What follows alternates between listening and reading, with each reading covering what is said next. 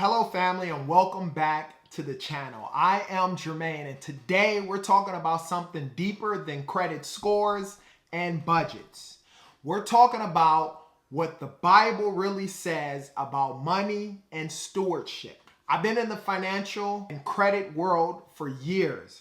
I've seen how money can either build families or break them. But when you line your financial life up with biblical principles, everything changes. Not just your wallet, but your mindset, your peace, and your purpose.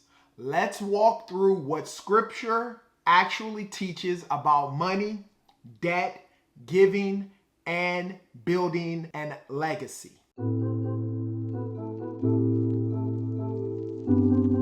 Number one, this is the thing I want you guys to understand. Money is a tool, not a master. 1 Timothy 6:10 and Matthew 6:24, the Bible never says money is evil. It says the love of money is the root of all kinds of evil. 1 Timothy 6:10, money is a tool, something we're supposed to manage, not worship. Jesus said you cannot serve both God and money. Matthew 6:24. This means money should serve your mission, not become your master.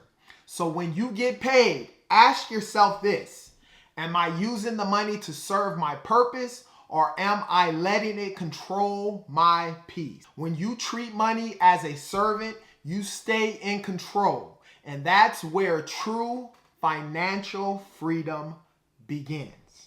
The second principle is stewardship.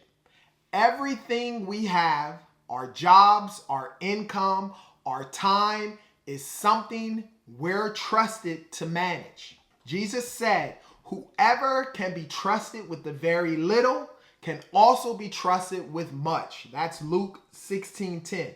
That means how you handle what you have right now determines what you'll be trusted with later. Budgeting, saving, and planning aren't just financial habits. They're spiritual disciplines. Proverbs 27:23 says, be sure you know the condition of your flocks. Give careful attention to your herds. In today's language, know the condition of your bank account, your credit, and your spending. That's stewardship in action. Debt is one of the biggest traps people fall into, and the Bible is clear about it. Proverbs 22:7 says, the borrower is the slave to the lender. That's not just about money, it's about freedom. When you live in constant debt, you lose flexibility and peace. Not all debt is bad. Sometimes you use credit strategically to build, but there's a difference between using credit and being used by credit. Romans 13:8 says, owe no one anything except to love each other. That's a reminder to keep your financial relationships clean. Pay what you owe and don't let debt control your life. Discipline brings freedom, and financial discipline is spiritual discipline.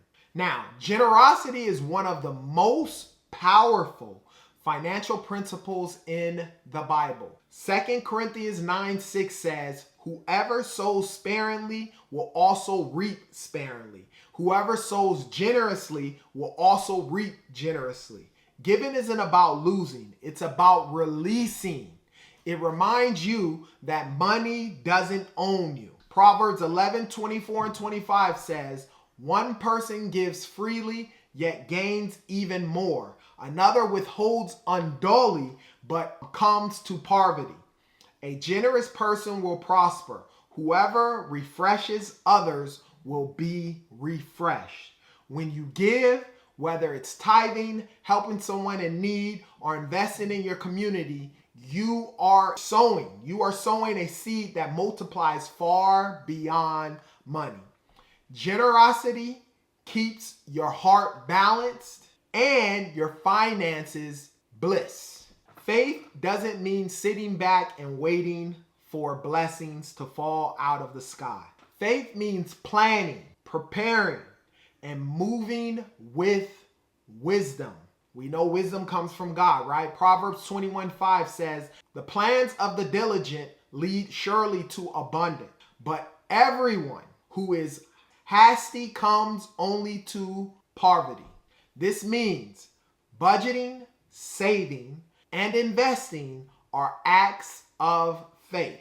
The reason why is because you're preparing for what you believe is coming. James 2:17 reminds us, faith by itself, if it does not have works, is dead. It's something that I say all the time on my channel. So yes, pray for financial breakthroughs, right? We're going to all make those prayers. But also build the budget, check your credit, and take action. Faith without a financial plan is just hope with no direction. The final principle is legacy. Proverbs 13:22 says, a good man leaves an inheritance to his children's children.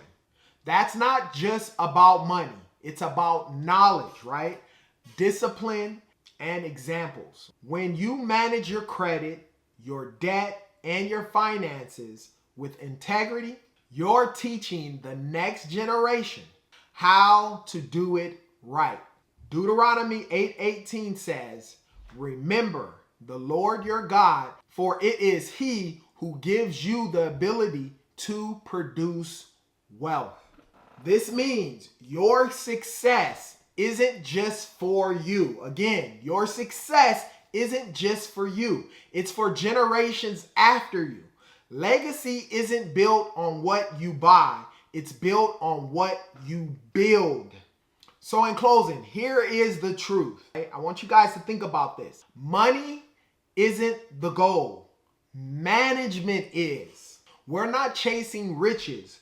We're chasing responsibility. Again, we're not chasing riches. We're chasing responsibility. When you align your finances with biblical principles, stewardship, discipline, generosity, faith, peace shows up where pressure used to live. If this message spoke to you, drop a comment and tell me what part actually hit home.